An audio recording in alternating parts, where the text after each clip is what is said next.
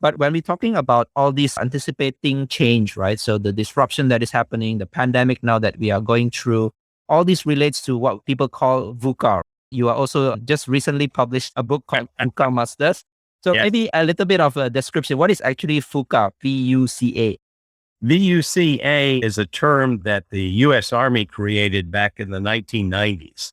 And it really deals with the kind of disruption that certainly the U.S. Army and others were really wrestling with in terms of moving from what had been referred to as the Cold War, which was the way that wars have historically been fought. It was real clear in terms of who the enemy was, who the good guys were, et cetera. And the lines were drawn pretty clear about that.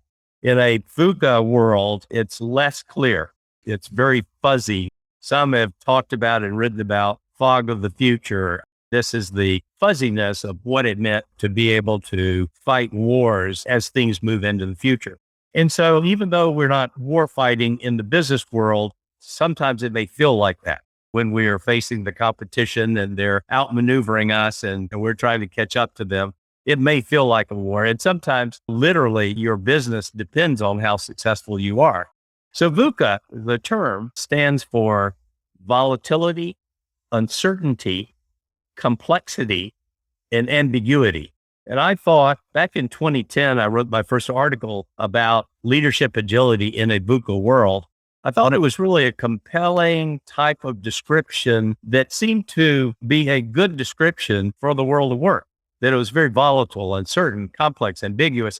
And I think now, during times of digital disruption and the speed at which things are changing, including the pandemic that we're dealing with right now, I think if your listeners would say, okay, it truly has been volatile, uncertain, complex, and ambiguous, there will be many more disruptions that can be characterized as VUCA disruptions. And so therefore, one of the things that I wanted to do is to really write about what are the characteristics of those leaders that really display the capability, and hence I called them VUCA masters, to be at the peak.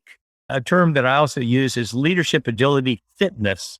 Be at the peak of leadership agility fitness when dealing with VUCA situations, whether they may be this pandemic or a future pandemic or digital disruption, cybersecurity issues, et cetera.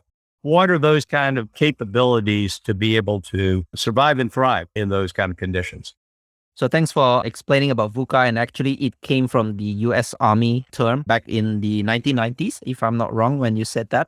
So it stands for volatility, uncertainty, complexity, and ambiguity. I think these days, especially after the pandemic, we all agree that we live in the VUCA worlds. And even though the digital disruption has happened maybe a few years back, some people didn't really think that we are in such a complex, volatile world. Then the pandemic happened and it accelerated a lot of things, be it our lifestyle, working environments, and things like that.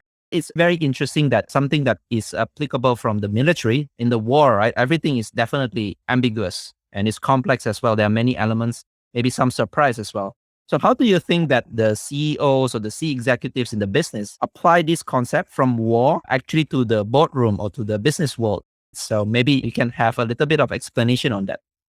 Yeah, that's a great question. I think that has been the essence of the consulting work that I've done since 2001. One of the ways that we really work with CEOs, the boardroom, senior level executives, is around really establishing their awareness of the kind of VUCA that they're experiencing.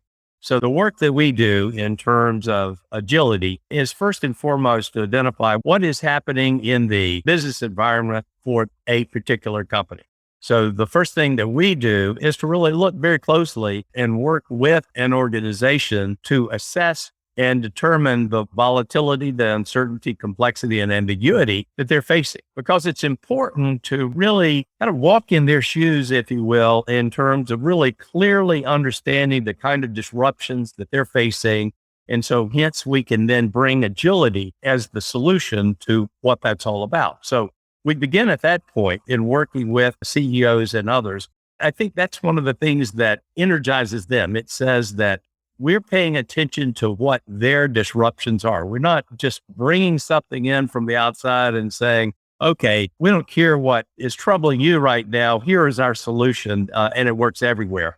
we start from the point of view that we wanted to clearly understand their VUCA, their disruptions, et cetera, so that they believe that we have a better understanding of their world and what's disrupting their business. That's the starting point. And then from there, we'll often do some form of an organizational assessment where we will apply the agile model to that so that we can better understand this disruptive world that they're facing. What are they doing to anticipate change? What are they doing as an organization to generate confidence, initiate action, liberate thinking, and evaluate results? So we want to establish a baseline measure and understand where they are and how they are dealing with this VUCA world so that we then work with them to identify the gaps. And the gaps might be that executive management thinks that they're doing great. They're very agile and they can apply all of that. But this assessment we do covers frontline employees, may cover suppliers, et cetera. And we identify where the gaps are. And so frontline employees may say, no, there's no way in the world that we're doing a very good job of anticipating change. We keep getting surprised by our competition and we're constantly trying to catch up. So what we do there is we're trying to identify those gaps in the agility of an organization so that the CEO and his or her team can really work and initiate the transformation necessary to become more agile as an organization.